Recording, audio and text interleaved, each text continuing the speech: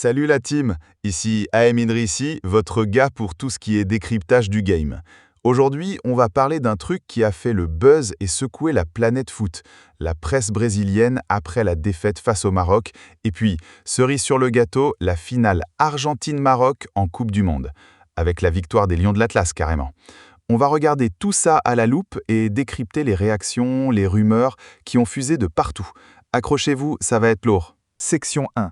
La presse brésilienne sous le choc. Après la défaite face au Maroc, la presse brésilienne n'a pas été tendre. On a vu des gros titres chocs, des analyses sans concession sur les choix du coach, les perfs des joueurs. Les supporters aussi ont fait entendre leur désarroi sur les réseaux. C'était un peu lalu de voir ce géant du foot se faire stopper si tôt par une équipe marocaine qui, il faut le dire, a fait un parcours incroyable. Ça montre bien que dans le foot, tout est possible, même aux plus grands. Section 2. Les rumeurs de la presse brésilienne. Forcément, après une défaite pareille, les rumeurs ont fusé de partout. On a entendu parler de tensions dans le vestiaire, de désaccords entre les joueurs et le staff. La presse s'est même penchée sur l'avenir de certains joueurs et du sélectionneur. Bon, il faut faire attention au buzz médiatique et séparer le vrai du faux, mais ça donne une idée de l'ambiance électrique qui régnait au Brésil à ce moment-là. Une défaite comme celle-là, ça laisse des traces. Section 3. La percée du Maroc. Mais pendant que ça brassait au Brésil, le Maroc avançait tranquillement, mais sûrement. Ils ont fait un parcours historique en Coupe du Monde, battant des équipes majeures les unes après les autres. Ça a mis le feu dans la presse marocaine et même dans tous les médias internationaux. On parlait plus des rumeurs brésiliennes, mais de l'exploit marocain, de cette équipe qui a mis le monde entier d'accord. Ça montre que le foot, c'est aussi des belles histoires et des performances inattendues. Section 4. La défaite de l'Argentine en finale. Et après l'exploit marocain, on a retrouvé le Maroc en finale de Coupe du Monde, face à l'Argentine. L'Argentine, une équipe mythique, avec une pression énorme sur les épaules. Ils ont perdu, et ça a créé une onde de choc partout. La presse argentine n'a pas été tendre non plus, mais c'était une défaite différente de celle du Brésil. Là, on parlait d'une défaite en finale, après un beau parcours.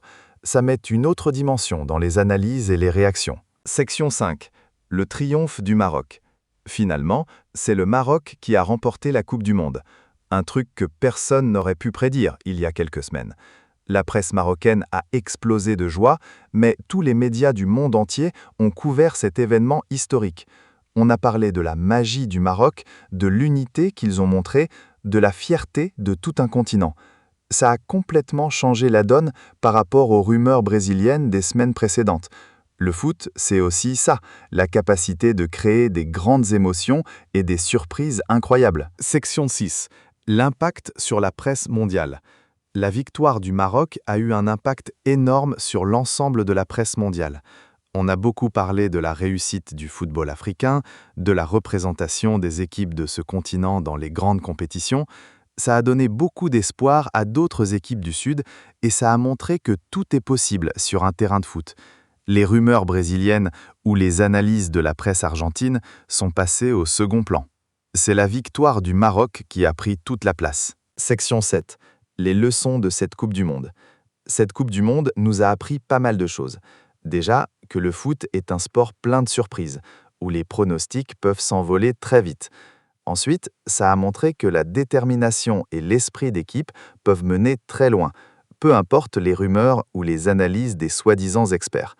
Enfin, ça a montré que le foot a une dimension émotionnelle incroyable, capable de rassembler des gens du monde entier autour d'une même passion. Même les défaites, comme celle de l'Argentine ou les rumeurs brésiliennes, font partie de cette magie du foot. Section 7. Les leçons de cette Coupe du Monde. Cette Coupe du Monde nous a appris pas mal de choses.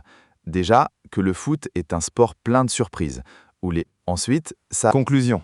Voilà, c'est tout pour cette vidéo sur la presse brésilienne, les rumeurs et le triomphe du Maroc en Coupe du Monde.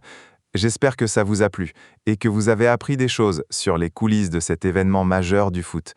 N'hésitez pas à me dire dans les commentaires ce que vous avez pensé de cette Coupe du Monde et des réactions dans la presse internationale.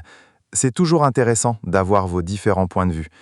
Si vous avez kiffé, laissez un pouce bleu, abonnez-vous à la chaîne et activez la cloche pour ne rater aucune de mes prochaines vidéos. On se retrouve très vite pour de nouvelles analyses foot. À plus, la team!